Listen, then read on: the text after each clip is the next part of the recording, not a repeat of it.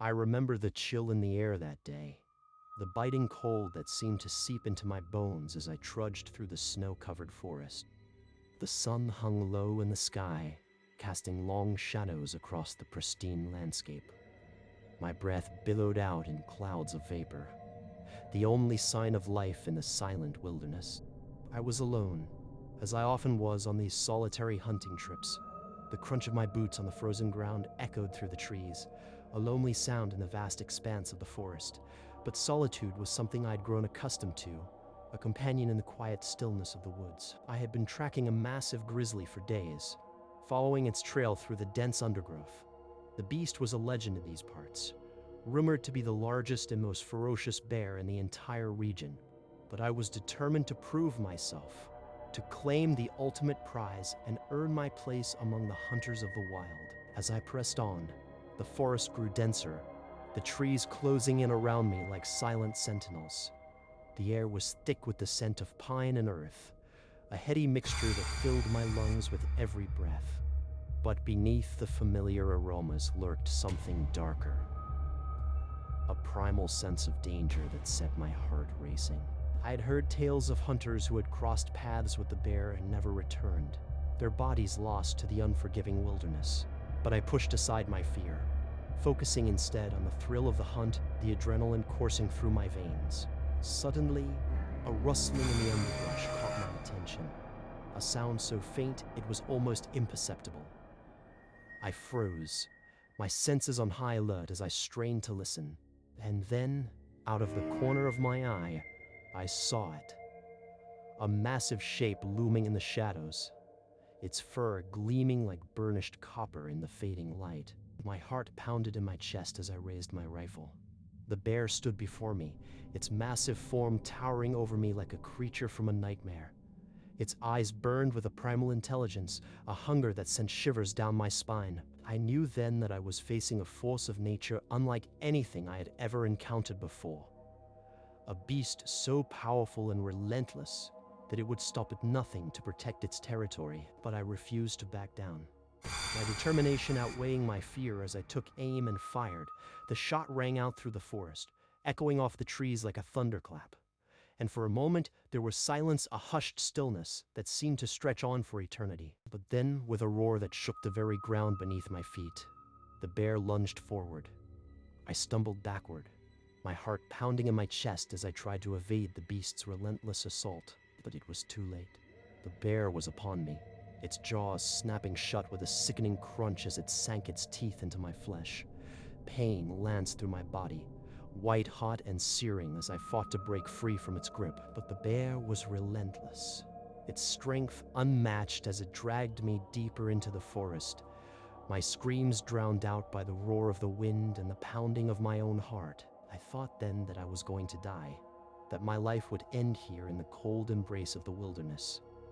But somehow, against all odds, I found the strength to fight back, to claw my way free from the bear's grasp.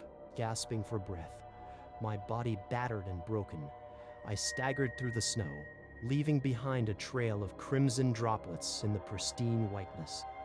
Adrenaline surged through my veins, numbing the pain as I pushed myself to keep moving, to put as much distance between myself and the bear as possible. Every step was agony, my muscles protesting with each movement, but I forced myself to press on, driven by the primal instinct to survive.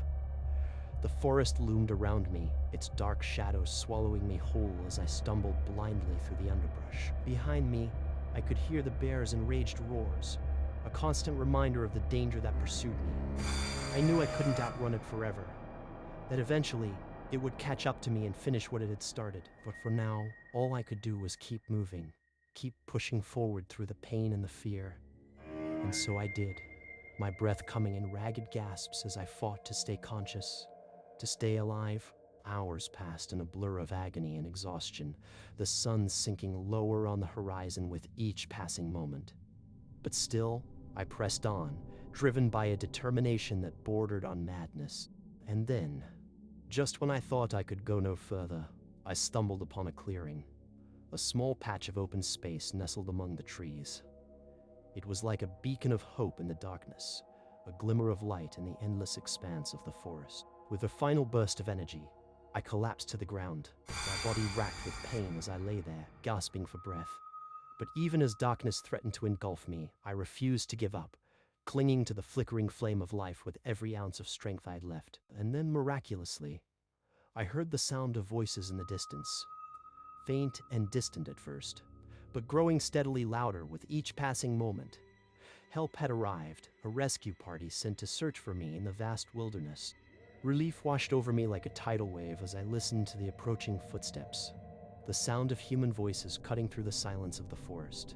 And then, just as suddenly as it had begun, the nightmare was over, replaced by the warm embrace of safety and salvation.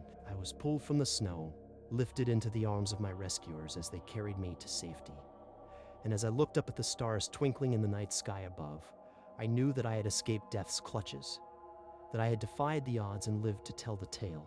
But even as I lay there, surrounded by friends and loved ones, I knew that the memory of that horrifying encounter would stay with me forever, a constant reminder of the fragility of life and the resilience of the human spirit. And though the scars on my body would fade with time, the scars on my soul would remain, etched into my very being as a testament to the indomitable will to survive. The woods stretched out before us like a vast, untamed wilderness, silent and foreboding under the cloak of night. Alex and I trudged through the underbrush, our breaths forming misty clouds in the chilly air. The weight of our rifles hung heavy on our shoulders, a constant reminder of the dangers that lurked in the darkness. Dan, you hear that? Alex's voice was hushed, barely audible over the rustling of leaves and the distant calls of nocturnal creatures. I paused, straining my ears to listen.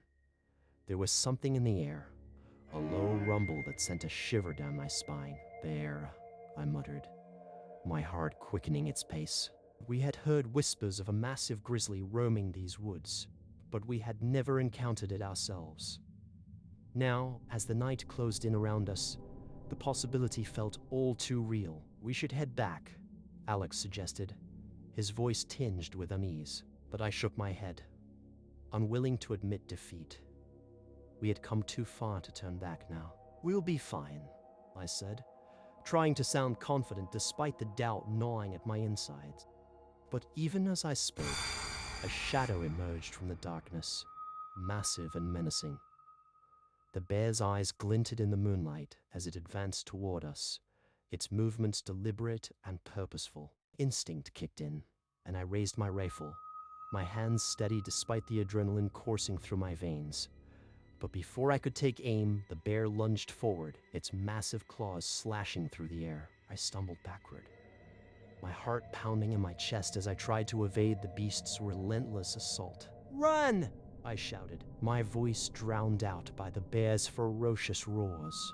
But Alex stood frozen in terror, his eyes wide with fear as the bear closed in on him. With a swift motion, the beast struck, its claws tearing through flesh and bone. Alex's screams pierced the night air, echoing through the forest as he fell to the ground, blood staining the earth beneath him. A surge of agony ripped through me as I watched my friend's life slip away before my eyes. But there was no time to mourn. With a primal roar, I turned and fled, my feet pounding against the forest floor as I raced for my life. The bear pursued me relentlessly, its hot breath sending tendrils of fear down my spine. I pushed my body to the limit, my lungs burning with exertion as I darted through the trees. But no matter how fast I ran, the bear was always one step behind, its shadow looming large over me. Hours passed, the darkness giving way to the faint light of dawn as I stumbled into a clearing. My legs trembled with exhaustion as I collapsed to the ground, gasping for breath.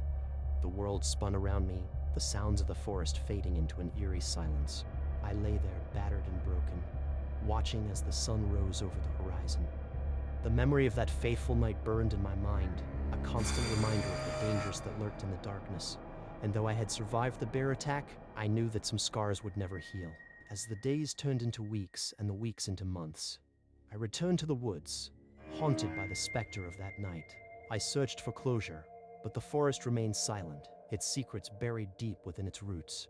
And so I wandered, a ghost among the trees, forever haunted by the shadow in the woods. For even as the years passed and life moved on, I knew that the memory of that night would never truly fade, and though I survived the bear attack, I would forever be haunted by the specter of what lurked in the darkness.